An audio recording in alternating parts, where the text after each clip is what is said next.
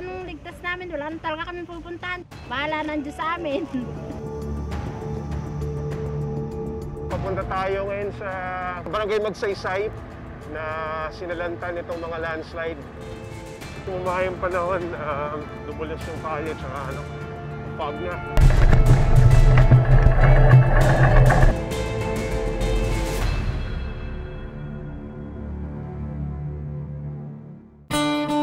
Ako po si Jay Tarok, dokumentarista at rider. Maraming lugar na sadyang mahirap tuntunin. At maraming kwentong madalas hindi nabibigyang pansin. Sakay ng motorsiklo, tahakin natin ang landas na di karniwang binabagtas.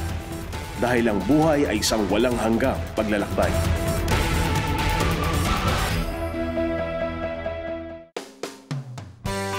Ito ang Marilaki Highway. Isang sikat na alternatibong ruta kung magagaling ka ng Maynila papunta sa ilang bahagi ng Rizal, Laguna at Quezon.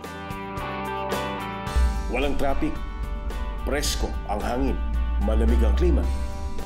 May bonus ka pang magandang view ng Sierra Madre.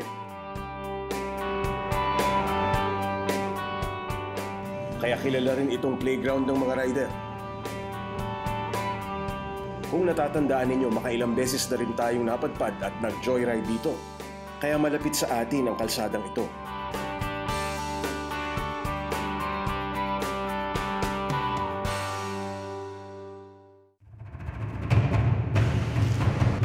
Pero nito lang Disyembre, nang manalasa ang bagyong Nona at Onyok.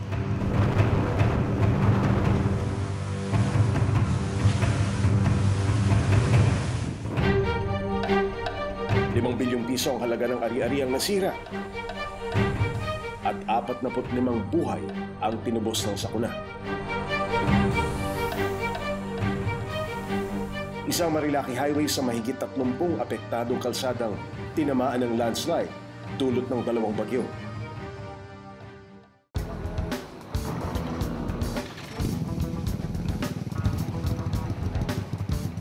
Pero sa halip na kumaunti ang bilang ng mga rider, tila nagtipon-tipon pa sila sa kanilang playground.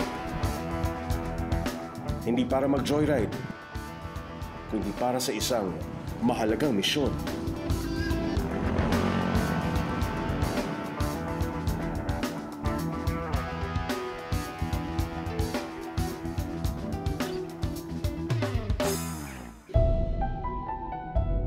Sa Barangay Magsaysay, Infanta, Quezon, 700 pamilya ang sinalanta ng pagkuho ng lupa. Ang mas malala, tila ikinulong ng sakuna ang kanilang munting komunidad. Madaling araw pa lang, inihanda na ng Rusi SSX Riders Club ang mga dadalhin nilang relief goods.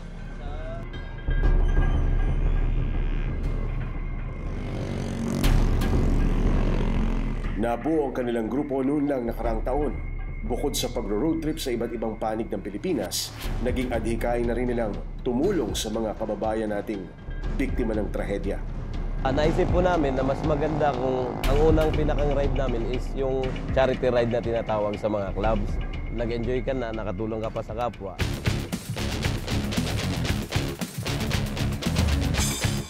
Samantala sa Makati naman, nagtipon-tipon na rin ang mga miyembro ng Biyaheros on mini bike. Dala ang mga pinamili nilang kaunting tulong. We're planning to do some charity trip or charity ride. And then so happened na dumating to, so we grabbed it.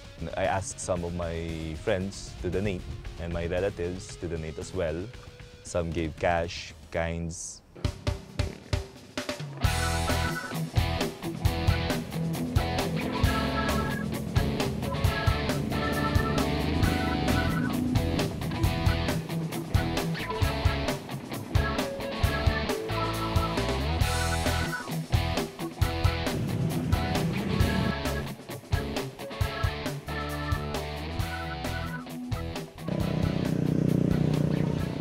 Inabot ng halos 3 oras ang dalawang grupo para marating ang Jariel's Peak sa Kilometer 94 na sakop ng Barangay Magsaysay sa Infanta, Quezon.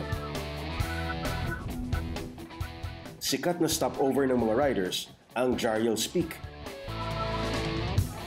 Pero ngayong araw, ito ang nagsilbing drop-off point ng mga relief goods.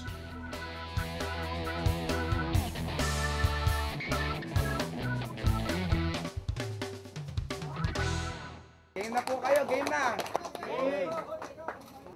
Matapos mag-repack, kanya-kanyang angkas na ng sako ang mga riders.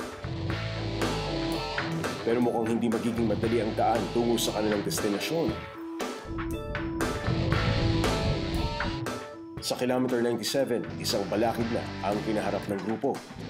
Kaya kailangan nilang maglakad pansamantala. Kailangan po po na ano, kaso sa inyo dito? Diba nung last December 6, nandito tayo, di ba?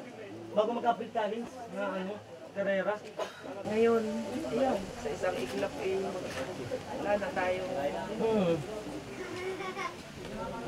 Napakasakit na nangyari ito sa amin. Si nanay is tagang suki namin siya. Suki ng ano po? Sa pagkain din yung sa kanyang resort na falls. Noong Disyembre, natabunan ng lupa ang munting lodge house ni Nanay Tere. Ang kinikita nila mula sa mga riders na rumirenta dito para magpahinga ang tanging kabuhayan nila. Pero mula nang mabaon sa lupa ang lodge house, sa maliit na tindahan na lamang sila umaasa para may maipantustos sa pangangailangan ng pamilya. Dahil sa landslide, umabot na sa kalsada ang tubig na umaagos mula sa talon.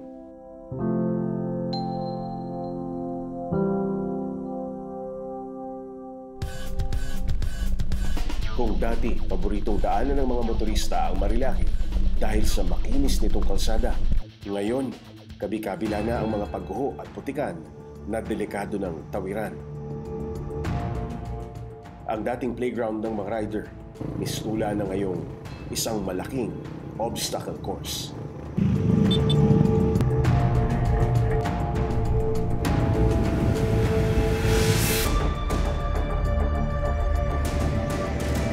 Sa pagpapatuloy ng pagbabaybay nila sa Marilaki, mas matinding pagguho ang lalo pang nagpabagal sa paghahatid nila ng tulong.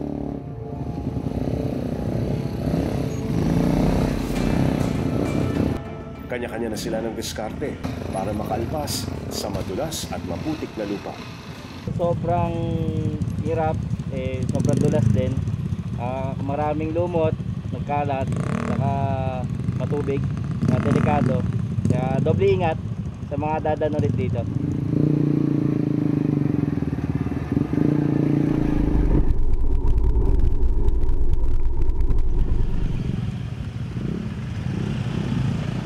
Habang tumatagal, mas lalong humihirap ang paglalakbay ng grupo.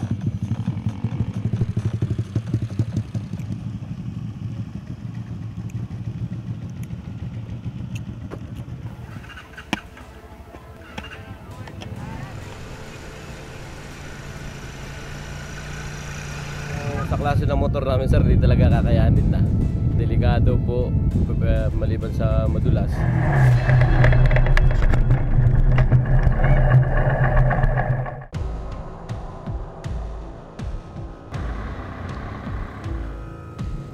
Medyo sumama yung panahon, lumulas yung kalye, tsaka fog na.